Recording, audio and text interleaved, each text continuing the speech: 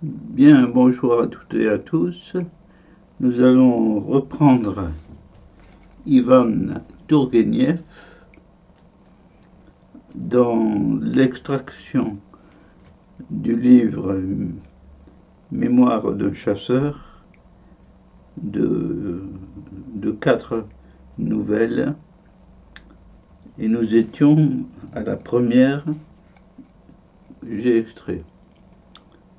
Alors, c'est le passage où le héros de l'histoire, sans doute l'écrivain lui-même, Tourguenieff, dans son attelage de cheval, est pris sous un orage terrible, se réfugie dans une forêt, mais il n'arrête pas moins qu'il continue à pleuvoir, et que surgit comme un fantôme à côté de lui, éclairé par la lumière bleu pâle des éclairs, un garde forestier, qui l'invite chez lui pour s'abriter de la pluie. Voilà. Donc, voilà. Le thème numéro 4, c'est la maison forestière. Je saute ici quelques passages pour arriver à la maison. Oui, je vous choisis les passages les plus intéressants, les plus caractéristiques, les plus beaux aussi du point de vue de la langue. Tourguenieff nous donne une peinture d'un intérieur de garde forestier privé en 1848. 1848, c'est le printemps des peuples, c'est la Révolution française de 1848 et qui a été commémorée il y a un peu plus de 10 ans de ça par les pays arabes méditerranéens qui se sont réclamés de 1848. Voilà. Bon,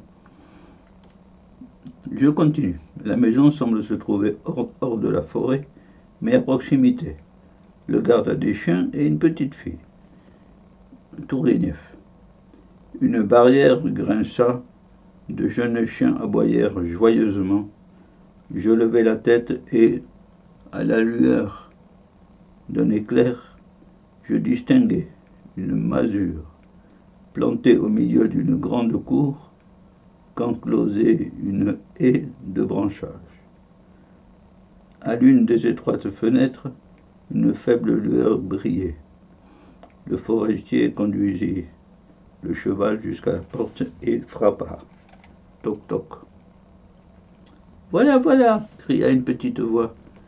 Un piétinement se fit entendre, un verrou grinça, et une fillette d'une douzaine d'années, sa méchante chemise serrée à la taille par une lisière, parut sur le seuil, une lanterne à la main. Autrement dit, une lampe huile, quoi. J'ai cherché par lisière. On entend d'abord une pièce une pièce de tissu pour soutenir un vêtement, une sorte de ceinture. La lisière, c'est la ceinture par excellence. Ce n'est qu'au XVIe siècle qui prend notre sens de bordure d'un terrain ou d'un bois. On parle de lisière de la forêt, par exemple. Voilà. Éclaire le barine, lui dit-il. Entrez, je m'en vais mettre votre voiture à l'abri. La petite fille me jeta un regard et rentra dans la maison. Je lui suivis. Je précise que barine est le terme respectueux désignant le seigneur du pays, car en 1848, on est en pleine féodalité. N'oublions pas que nous sommes en période monarchique, avec le tsar Nicolas Ier. La pyramide hiérarchique, c'est le roi, la noblesse, la bourgeoisie des grandes villes, comme en France, quoi. Comme en France. Et puis les paysans, comme en France. Les moujiks. Et nous arrivons à l'intérieur d'une demeure de forestier. Une seule pièce. Une seule pièce. Basse le plafond. Une table, un banc. Voilà, c'est pas la richesse. Hein. La demeure du forestier se composait d'une unique pièce enfumée basse et nue, sans soupente, ni cloison. Une peau de mouton déchirée pendait au mur. Un vieux fusil traînait sur le banc. Dans un coin, des chiffons s'amoncelaient. Deux grands pots étaient posés près du poêle. Sur la table, un bâton de résine. On en reparlera de ce bâton de résine. Donnait une lueur triste et vacillante. Au milieu de la pièce, un berceau était suspendu. Au milieu, un berceau était suspendu à l'extrémité d'une longue gaule. La fillette éteignit la lanterne, s'assit sur un escabeau minuscule et de la main droite se mit à balancer le berceau, tandis que, de la gauche, elle ravivait le lumignon. J'ai examiné. Le lumignon, c'est la lanterne. Voilà, c'est la lanterne, la mention de résine là qu'il y a. Un bâton de résine, voilà, c'est ça. Un bâton de résine. C'est ça le lumignon. J'ai examiné la pièce. Mon cœur se serra. Ce n'est pas gai d'arriver la nuit dans une maison de paysans. C'est un philanthrope. Il est altruiste. Le Seigneur. Ce n'est pas gai. Une maison de paysans. Si peu de choses. L'identité. Je saute quelques lignes pour en arriver à la description du personnage. Tourguenieff excelle aussi à la description des personnes, visage et mentalité, comme un bon écrivain. Je l'ai examiné. J'avais rarement vu pareil gaillard.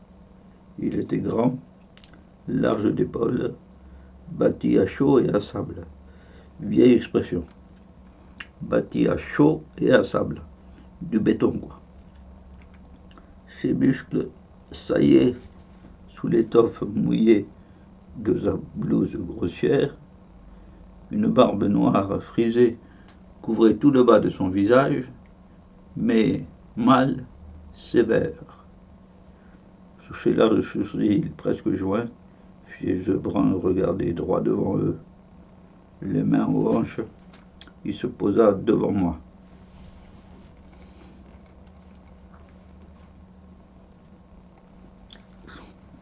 Oui, voilà. Je le remerciai et lui demandai son nom. Je m'appelle Format, dit-il, mais on m'a surnommé le loup-garou. Ah, c'est toi le loup-garou? Ma curiosité redoubla. Fermoléa et d'autres gens. Ah oui, c'est le serviteur du Seigneur qui va avec lui à la chasse. Et d'autres gens du pays m'avaient souvent conté les exploits du loup-garou forestier que les paysans d'alentour craignaient comme le feu. À les entendre, jamais on n'avait vu son pareil. Pas moyen de dérober la moindre brassée de bois mort. Eh bien, pour en arriver là, il faut qu'il soit partout, dans une forêt. À quel moment que ce soit, même en pleine nuit, il vous tombe dessus, comme neige en hiver, sans qu'on puisse seulement se défendre. L'animal est agile et fort comme un diable. Impossible de le séduire non plus. Aucun appât n'a prise sur lui. L'argent, le vin, rien n'y fait. Plusieurs fois déjà, de bonnes âmes ont voulu l'envoyer dans l'autre monde, mais il ne s'est pas laissé faire. Telle était sa réputation parmi les gens du voisinage. Un incorruptible. Alors c'est toi le loup-garou, répétai-je. J'ai entendu parler de toi. Tu es sans pitié à ce qu'il paraît. Oui, ça va revenir à la fin, ça. Sans pitié. Je fais mon devoir, répondit-il d'un ton revêche. Je ne bois pas le pain, vole pas le pain que je mange. Il prit la cognée qui était passée, la cognée c'est la hache, hein, pour abattre les arbres, qui était passée à sa ceinture, à sa lisière, donc s'assit par terre et prépare un nouvel auribus. Auribus.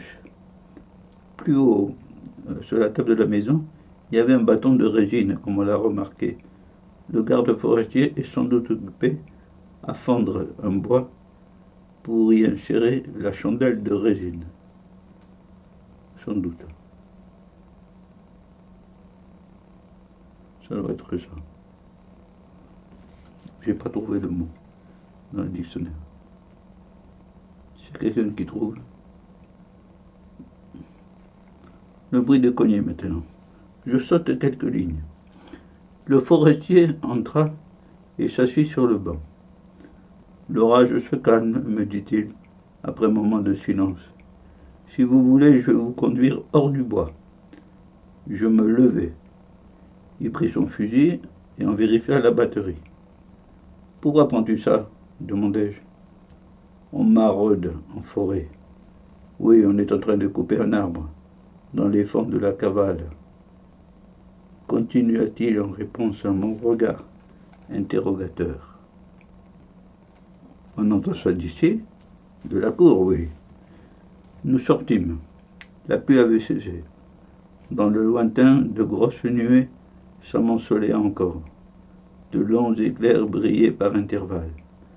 Mais au-dessus de nous, le bleu sombre du ciel, c'est joli ça, apparaissait çà et là, et quelques étoiles scintillaient derrière de légers nuages en fuite. Il y a de jolis petits tableaux dans le texte. Les contours des arbres battus par la pluie et le vent commençaient à se dessiner dans l'ombre. Nous prêtâmes l'oreille. Le forestier ôta son bonnet et se recueillit. Il écouta. Écoutez, écoutez, me dit-il, tout à coup, en étendant la main. Il a bien choisi sa nuit, le coquin. Je n'entendais rien que le bruit des feuillets. Le loup-garou fit sortir mon cheval de l'appentis. Si ça continue, je pourrais bien le manquer, continua-t-il. J'irai avec toi si tu veux. Soit, acquiesça-t-il en faisant reculer le cheval. Nous allons l'attraper et ensuite je vous reconduirai. Allons-y. Et nous en arrivons à l'avant-dernier développement, la chasse à l'homme. Ivan Tourigny poursuit. Nous partîmes. Le loup-garou ouvrait la marche. Dieu sait comment il arrivait à se reconnaître. Mais il ne s'arrêtait que rarement pour se guider sur les coups de cognée. Entendez-vous chuchota-t-il entre ses dents. Entendez-vous De quel côté Il haussa les épaules. Nous descendîmes dans un ravin. C'est le deuxième ravin qu'on rencontre depuis le début.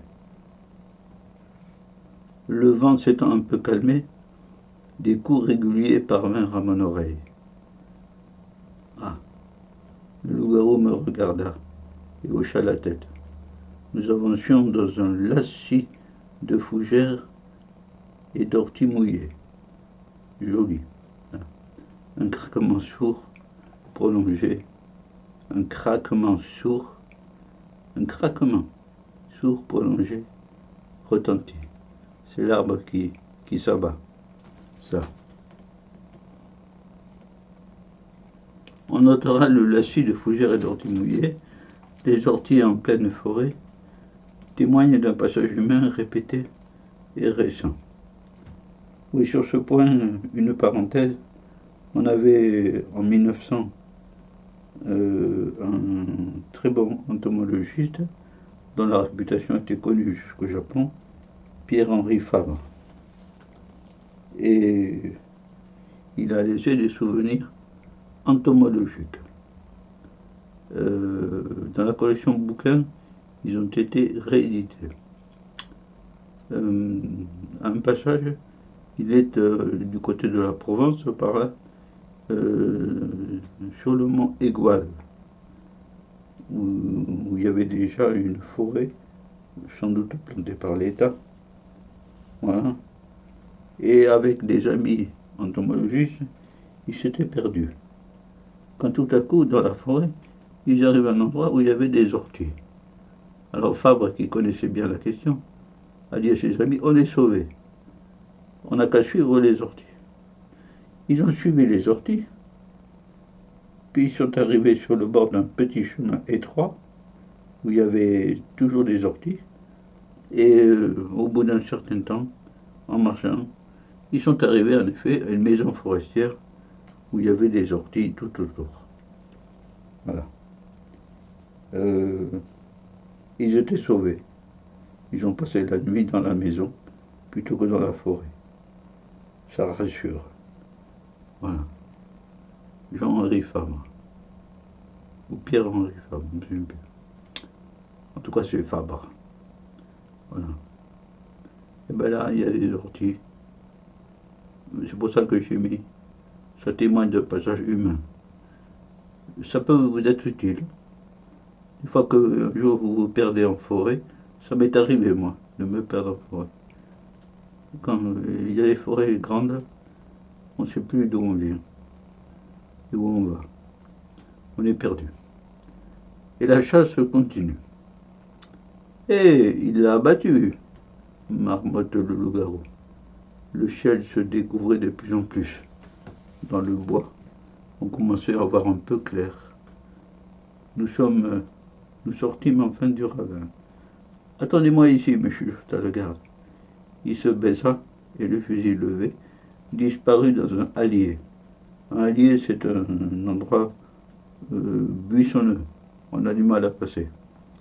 À travers le bruit continu du vent, je perçus non loin de moi de faibles sons. Une cognée abattait des branches avec précaution. Les roues d'une voiture crissaient. Un cheval s'impatientait. Halte là! Tonna soudain la voix inflexible du loup-garou. Tourguenieff prépare ses effets de romancier. Il fait un tableau du loup-garou qui est un garde forestier, impitoyable. Là, c'est inflexible. La fin. Ce qui se passe ensuite tient plusieurs pages, en pleine nuit, en pleine forêt, avec un délit forestier commis par un paysan pauvre. Je laisse au lecteur la joie de découvrir ces passages épiques, une conversation de grande allure, dont je vous laisse. Je vous dirai mon sentiment parce que ça fait une année que j'ai achevé ce livre, à peu près. Mais la fin de la nouvelle est ainsi faite. Il rentra et se mit à fourrager dans un coin. Eh mais le loup-garou, je ne m'attendais pas à cela, lui dis-je, au bout d'un moment. Tu es un brave homme, à ce que je vois. Laissons cela, fit-il brusquement. Surtout n'allez pas en parler, hein. Il vaut mieux que je vous reconduise. La pluie n'a pas l'air de cesser. Vous n'en finirez pas d'attendre. On entendit rouler la voiture du paysan qui s'en allait. Le voilà qui détale, marmotta-t-il. Si jamais je le repince. Une demi-heure plus tard, nous nous quittions à la lisière du bois. Et à cette lisière d'articles, je donne rendez-vous au lecteur, au lecteur auditeur, à l'orée d'un, encore un mot particulier, à l'orée dans notre passage de ce passionnant écrivain. La nouvelle qui suit s'appelle La Relique. Oui, c'est étrange une fois de plus. Voilà. Ben voilà Tourguenieff. Je suis heureux pour ceux qui ne connaissaient pas euh, ces nouvelles de leur faire découvrir les mémoires d'un chasseur. Voilà. Souvenez-vous de l'ortie, ça pourra vous rendre service. Sur ce, je vous dis au revoir à tous et à toutes. Au revoir.